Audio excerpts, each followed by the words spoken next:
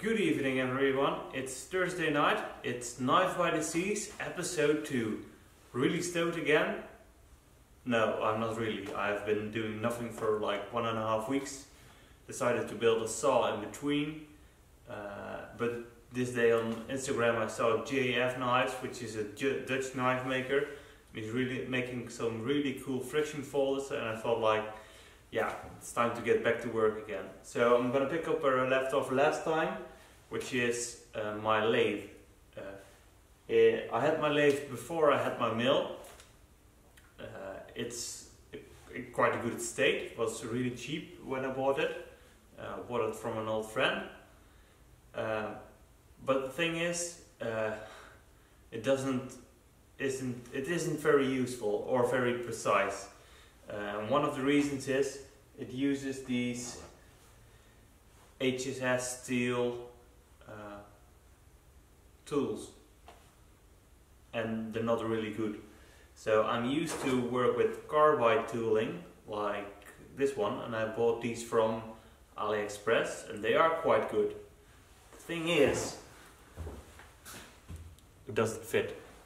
So the first thing I need to do is refit my lathe, and then I can turn the pivot, etch the knife, finish the knife, and then I'll also have completed my first real friction folder. So what I need to do is make this fit this. I have a beautiful vise which is a bit too big for this mill, but that's another discussion. And as you can also see, there's quite a lot of play in it. So everything you've seen so far on YouTube is a hoax. You can make everything look right without it being right. What happened? My T-slot was too small for the vise I bought, and therefore I need to make adapter pieces. So the holes for the clamping are 12 millimeters. The holes for the T-slot are 6 millimeters. So I have 6 millimeters of a 6 millimeter bolt coming through, which means there's 6 millimeters play on the hole. And as you can see, that's quite a lot of rotation. And I had it before that my vise started slipping in angle. So what did I do? Usually I would go to a lathe and flatten 12 and then drill a hole 6. But as you know, my lathe isn't ready yet, so I 3D printed these holders, and they are very good, very stiff, very precise. So I'm gonna lock the vise down, tram it, because that's also not been done properly yet. I trammed the table but not the top of the vise, and once I've done that, I'll start facing off material to make the chisel holder for the lathe.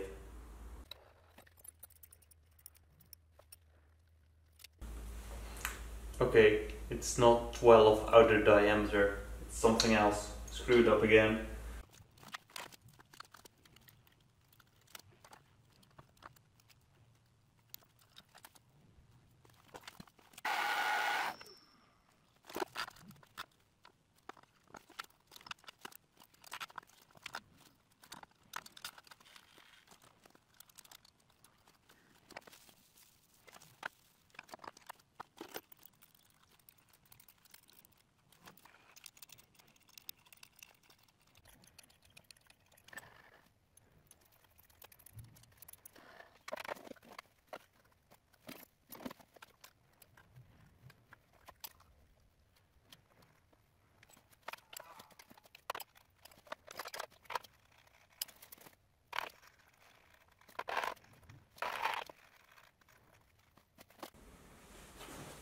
Okay, so I finally got the table level.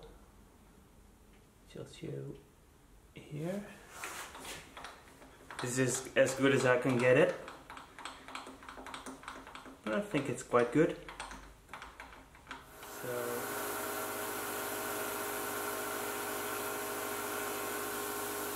this is where I am now. I think I'm halfway. I just need to remove 2 more millimeters. I decreased my RPMs, and I increased my depth of cut, and now I'm starting to create a chip. So that works a lot. No more sparks, and I'm gonna do the rest, and then we're gonna go to the lathe, something I have actually some more experience with. Okay, I'm gonna leave it like this.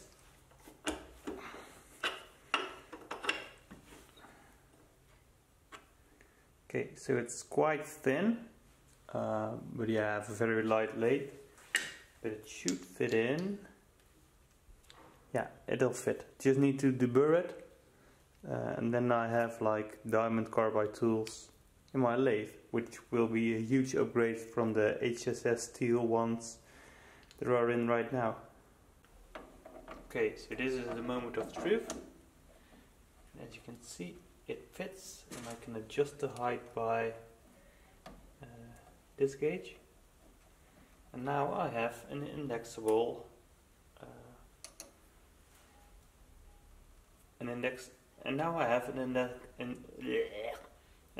indexable tool for my lathe, which is going to be really useful. Because so far on this lathe, the only thing I've done was thread plastic modules that I've 3D printed. Stuff like this, and then I had to thread it, so worked out well, but it's a lathe, so time to make some chips as well.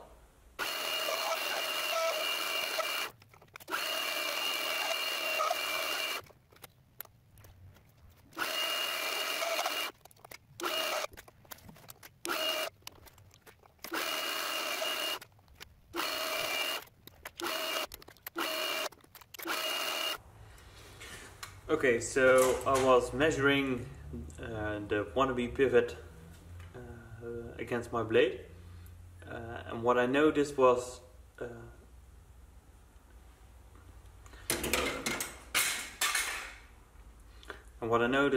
it wasn't quite straight, but if here's the end of the pivot, and it goes like this. So I thought I was doing quite well. And it seems I was already a millimeter over it, so I need to have 5, and I was at 4. So I'm now going to try to make this the screw-in part, not the inside threaded part. I've nearly finished the part. It's now at 3 millimeters, and it's quite straight. There is only, here is 3.1 and here is 3.0, but that's for the small lathe as this one quite well. And now I have to thread it, and then I have to cut it off with my cut-off tool, which I have a new one as well, and it fits. There's only one problem: I don't have any tapping system, so I have to make this M3, and I need to order that first. So bit of a blind spot in my tooling, I guess. Didn't see that one coming, but yeah. So once again, I'm done for today. This is what makes those first knives really hard. You run into stuff and you don't have the proper tools, and then you have to go and get it, which for me was the same a few years back when I started making my oyster knives. I was busy, and then I didn't have an inch, quarter-inch drill bit for the mosaic pins. So you get those, and then you don't seem to have the proper glue. And when you have the proper glue, you don't have a sharpening system, and step by step you finally finish your knife. But it takes a long while, and it's all these abruptions, they hinder your process. But once you get everything going and you have all the tools and you know what to do and what steps and what not to do, especially that one, then it's more like a flow, and flow is what you're where you're always aiming for. It has been a couple of weeks since last time I filmed something. I was busy with my order book. I have to keep up and get everything done before Christmas. But now that's almost done, so I can start working on my folding knives again. It have been a very busy couple of weeks. A lot has happened. I've had some wonderful tips and reactions from people who I really want to thank, because I'm really grateful for all the things I learned. People who said, no, you shouldn't do it like this and this, or you can buy pivots here and here, or even people who were concerned about my safety after seeing video 1, which I think is they're correct on that. I'm a novice when it goes to milling, so really gonna pay more attention to that as well, even maybe follow a course. Okay, so this is the reason why there is a bit of a delay between the two videos, but it's going to be a very nice chef knife. It's already finished, just have to ship it to the United States, so hopefully the customer will be happy with it, but I think it looks gorgeous.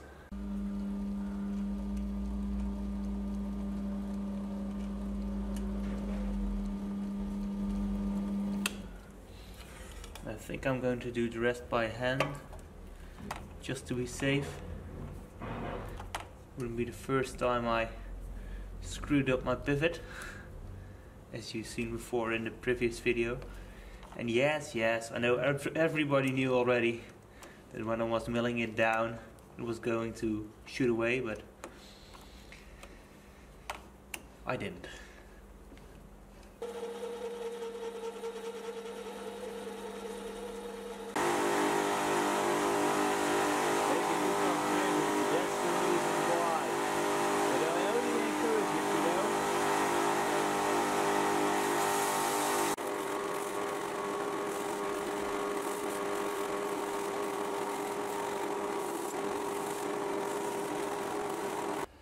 Okay, so I screwed up again. This here on the right side is the insert, which came loose and then went under the part. So that's not really helpful, because now it's not cutting anymore. Because here's the cutting edge, here's the part. So I have to fix this. Pivot finished. Well, finished. Still need to do some stuff on this side, but mechanically it's finished.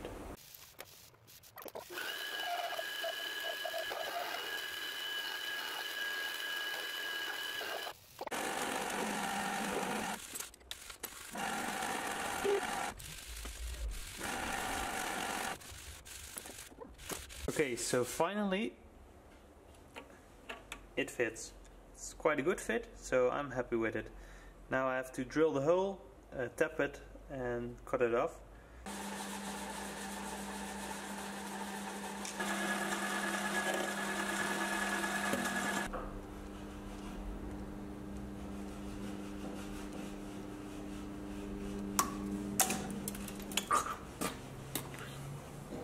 I don't think it's gonna work today. Broke my last M3 tap I have. So the illustrious folding knife finished. I've done a lot of attempts. Still not gonna work. So, ta-da! I cheated. I went to the store, I bought a new tap, and then I made a through-hole version in order to focus. In order to make it better. So it's still a bit too long, but it fits and it works.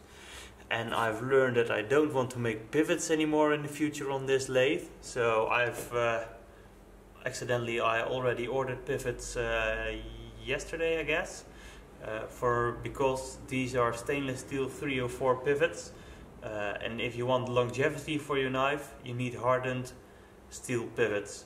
So this is not that. I'm not really aiming for longevity, because come on, I'm using 3D printed plastic, which is sturdy enough for doing stuff, but not like I'm gonna give you a 20-year warranty on this knife. So super excited again. Almost there. All I have to do is make the stop pin, grind out the pins, blacken it, sharpen it.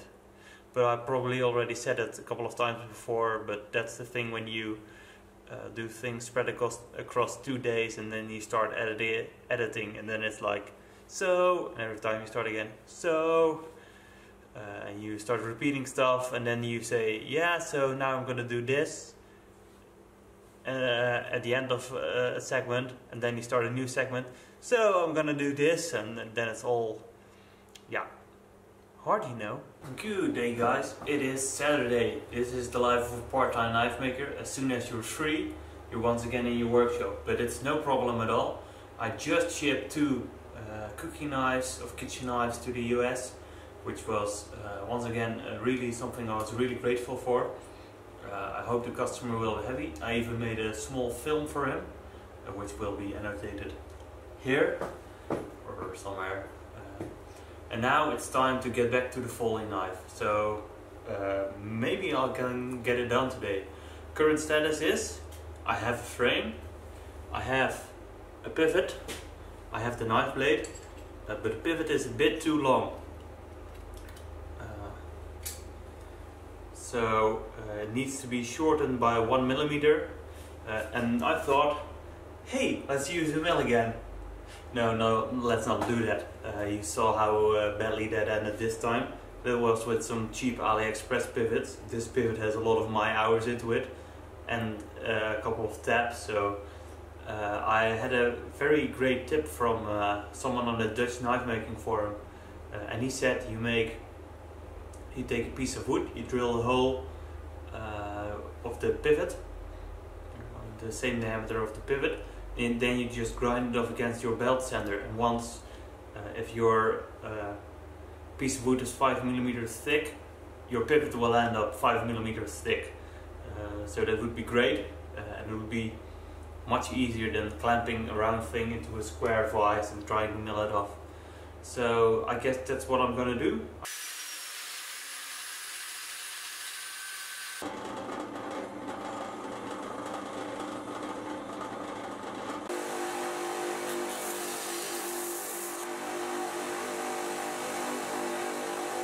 Okay, so I still have one major issue left. This is the pivot pin or the screw side, but I have no way to tighten them. So what I hope to do is use these Dremel cutoff discs. So I took one of my collets, put it in, and now I'm going to put it in the mill. And then I hope to make a cutting movement like that, then have a slot where I can go in with the screwdriver. I know this is not ideal, but I just had to figure it out how to do it. So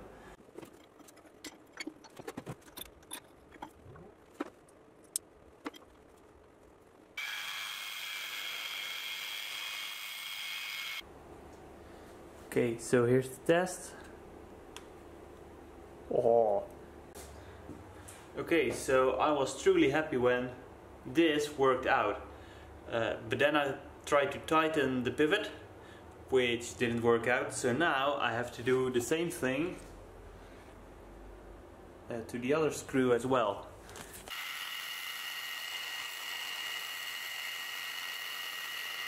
Ta-da! Okay, here I am very happy and very proud of. So I'm almost there. I've finished the screws, shortened them. I have the washers here, pivot, the back spacer, the knife, the blade. The only thing I'm missing is the stop pin. So I have this piece of a metal rod. I know it's not hardened, but it's a prototype. And it fits. I just need to make it to length. And I'm doubting how to do that. I guess I'll do it on the lathe. And these go in these 3D printed pockets in here.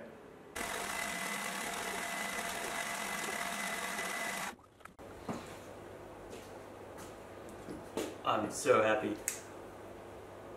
Ta-da! It's just... Okay, of course the friction folder shouldn't be able to go so easily, but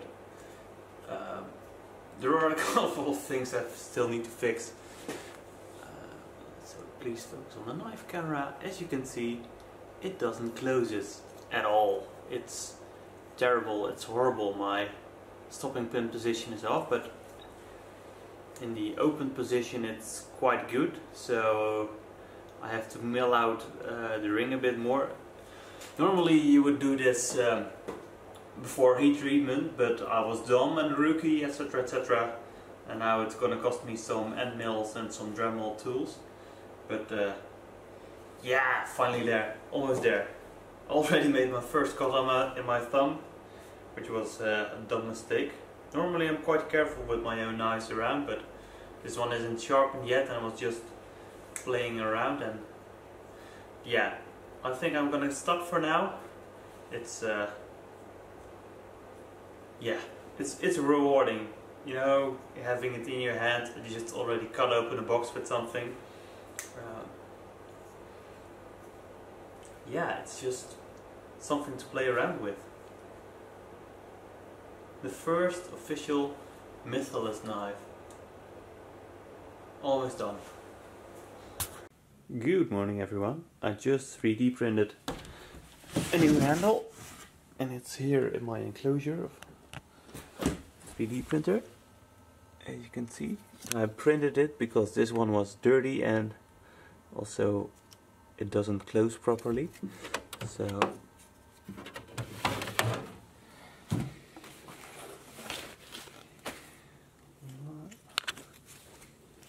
this is actually why the mitherless shape was designed for, and that's sharp part right there, so I can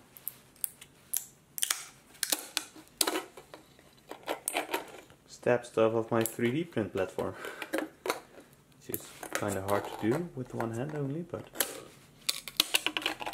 if you take like a regular worn cliff, it's nearly impossible to get in between, but here it works fine. So I'm finally at the workshop and just look at how beautiful it is around here.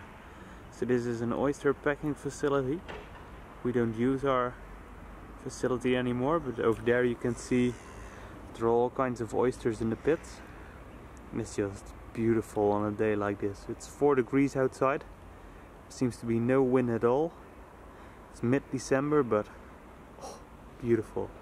Gives me energy and makes me feel blessed that I have a place like this. It's not mine, I'm allowed to use it, but really grateful for it. So here are the new 3D printed handles, and here is the old knife, the old ones. So as you can see, it doesn't close properly. This part is fairly sharp. I'm not going to sharpen it because it's friction folder, but it's fairly sharp. I already cut myself once or twice on it, and it just doesn't close enough because it needs to be totally in here. So I thought it would be easy to grind this part a bit down, because here's the stop pin, and then grind it down a bit more here so that it closes further. I can tell you right now that it is very stupid, very stupid to harden your blade before you have it fitted and you have all your hardware complete. Because I tried it with a Dremel and with an end mill and it's not possible. Yes, I could soften it with using a burner, etc., but it's just not easy to change the fit and finish of the fit once the blade is already hardened. So once again, a stupid mistake. Never ever gonna make that one again, I hope. But instead of making the metal soft again and then remilling it, finish it all up and reheat treating it, I decided to do something different. Because it is a 3D printed handle, I just 3D printed a couple of new ones. This cost me around €2 a piece or something, $3, €2.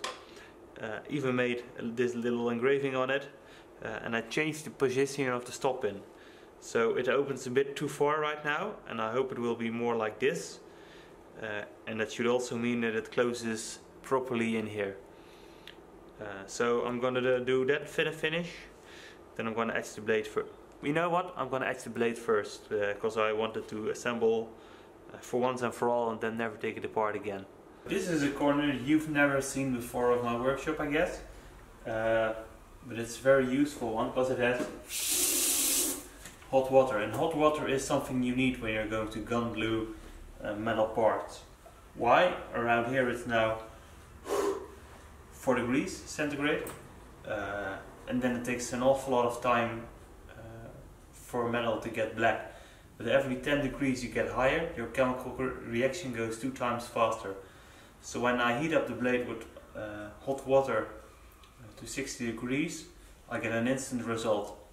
But even more important than the temperature of your metal is the amount of grease on your metal. So here I have a variety of stuff. This is kitchen sink cleaner, and this is a kitchen and grease cleaner. It's just regular household stuff. And this is normal soap, and I also have brake cleaner. And at first I just couldn't make it work, and it wasn't a totally fine finish, not even. But then I just grabbed everything which had the grease on it, and I rubbed it with a toothbrush on the blade, and then it became a perfectly black finish. So I should do some research and see what works best, but I just tend to use everything. So yeah, let's do that. Let's start making it black. So first up, gloves, very important, because you're going to use a lot of chemicals.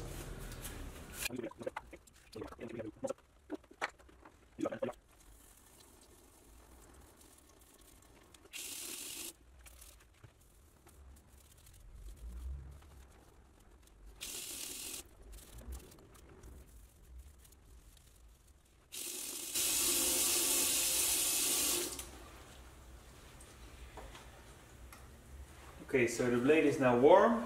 I'm going to make it dry. And I always use cotton pads. Steal them from my girlfriend's supply drawer, which she still doesn't notice. So that's good. And I use Snellbraunierum from Ballastol, which is, I guess, a good known brand from the shooting world. And then it should go like that. And it's important to keep rubbing in order to get an even finish. Okay, now I'm gonna wash it off.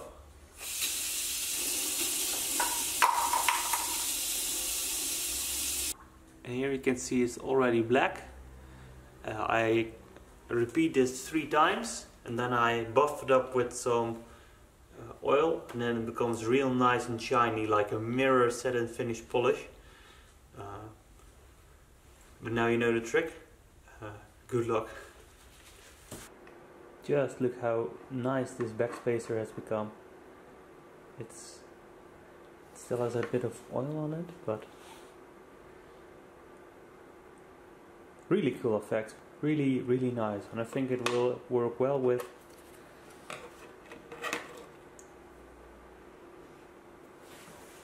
black and white pattern.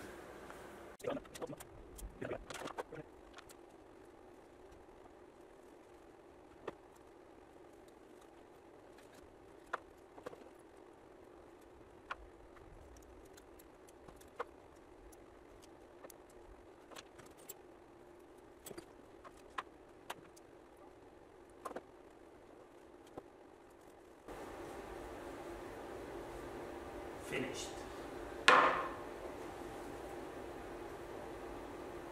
So it closes a lot better.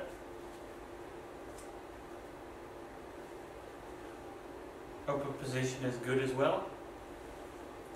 Just need to glue down the pivot. But this makes me a very happy knife maker.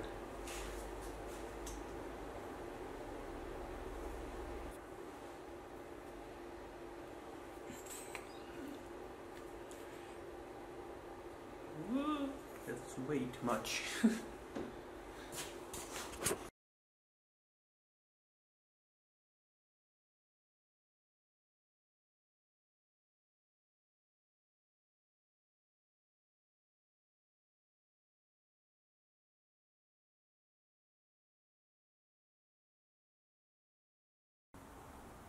Okay, so wow, I finally finished my first folding knife. It has been 2+ years, I guess, 2.5 years, like almost over 5,000 euros of investment, buying a lathe, buying a mill, buying a belt grinder, all the time and material spent.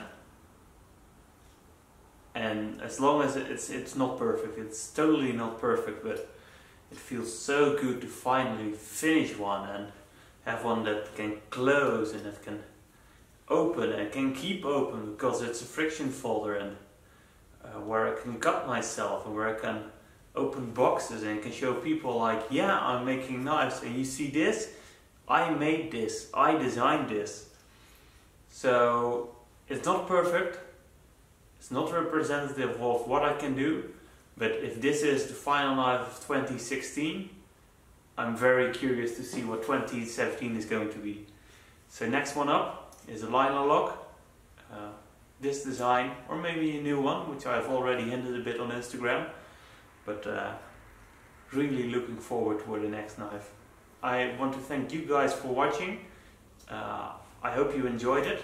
I hope you can bear all the mistakes I'm making around here. But for me it was very fun, and I learned a lot of all the comments in the first video.